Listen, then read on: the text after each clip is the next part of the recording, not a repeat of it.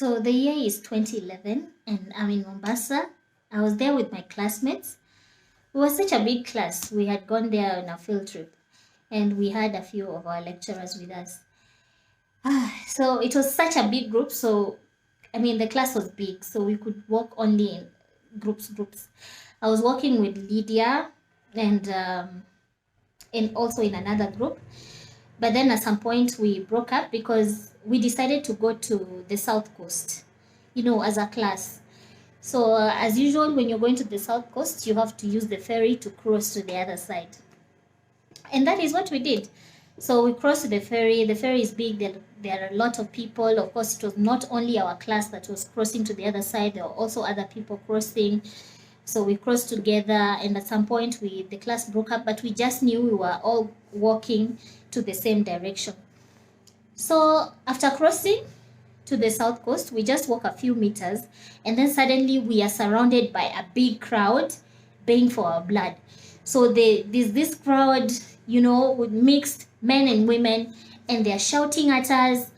They are angry. It's like they want to beat us and stuff, and the women are shouting, strip them, strip them, strip them, wavue, wavue, wavue. And some of the women are also saying, wamekuja kutunyang'anya mabwana zetu. And I'm like, so they're saying we are there to steal their husbands. And the men, they're like, hey, wamekuja kutuchukua. It was crazy. It was somewhat funny, but at the same time it wasn't funny at that time because we were actually in danger, in some serious danger, and these guys, they wanted to strip us. And then there was a few women there who were trying to protect us. They were saying, leave them alone, leave them alone. So those women took us to a shop, some makeshift shop just nearby, and the crowd followed. So they were just there at the shop waiting for us. They wanted to storm inside the shop and get us out of there. So the women got some lassos to cover us. And we were asking the women, what have we done wrong? And they're like, you're not dressed properly. And I feel like I have to explain this, but personally, I was wearing a short, a knee-length short, and a tank top. And my friend Lydia was wearing a dress, like a knee-length dress, very decent, a knee-length dress. Though sleeveless, but knee-length. Very decent, by the way. So we were wondering what the problem is, because we really did not understand why we were chosen from a crowd to be harassed like this. And we were telling them, no, but we are dressed decently. And they're like, no, they don't want people to dress like this here. I'm like, but this is Mombasa. Tourists come here. People wear bikinis everywhere. It's hot. The place is hot. So it can't be that it's the way we are dressed. So actually we went through a lot of harassment from the crowd. So they kept saying, bring them here, we want to strip them. And the women were like, no, we are not getting them out. Then some men suddenly came in a car, and they came with machetes. Yeah, machetes. And they were swinging the machetes around, to get the crowd away from us. So they were swinging machetes, trying to make way, and they got to us in the shop, and they took us and put us in the car. And they told us, we are saving you from this crowd. And they drove off to some place, to the police station, which was just like about 15 meters away, by the way. It was very close.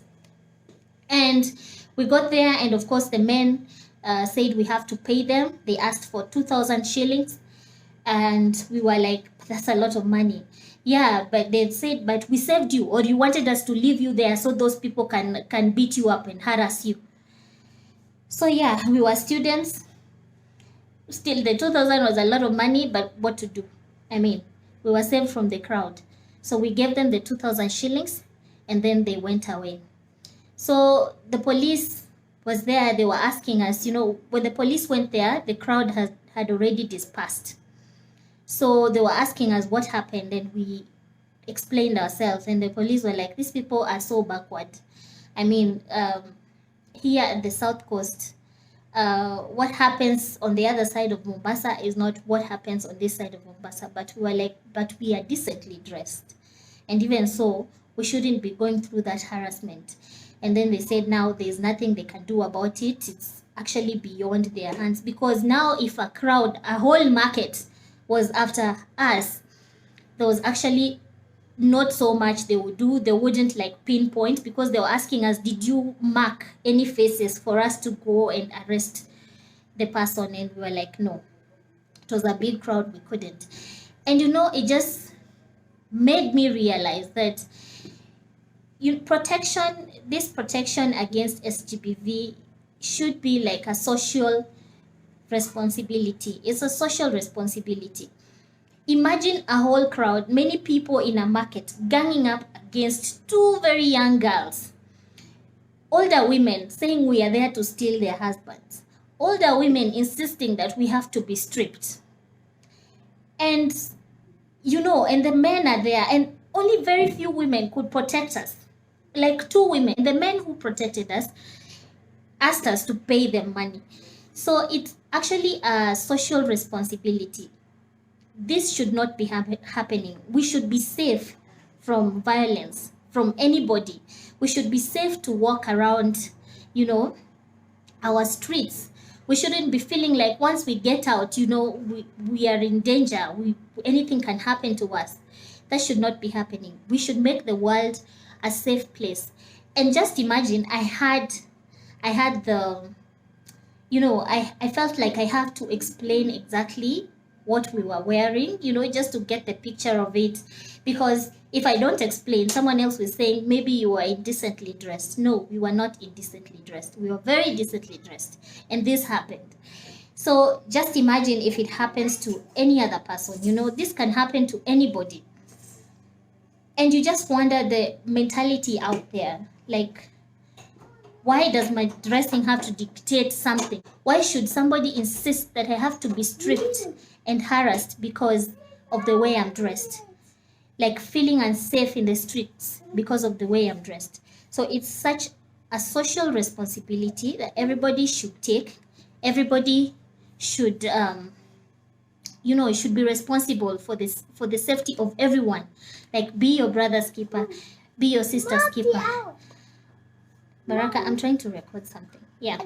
So it just made me think that we all need to think about this, and my son is really spoiling this video for me. So we all need to, I'm sorry, I even forgot what I was saying.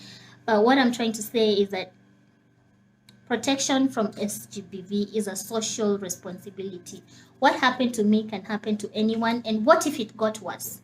You know, there are instances where people have been stripped on the streets. I mean, girls have been stripped on the streets. And you wonder, who was there to offer that protection? Who was there to get her out of there? Who was there to stand up for her and to say this is an evil that should not happen? Why is it that there are people who are supporting this? They are saying, yes, do it, do it. Why should it be like that? And you know, you imagine these are the same people who will think, what if it happens to my own daughter? What if it happens to my own sister?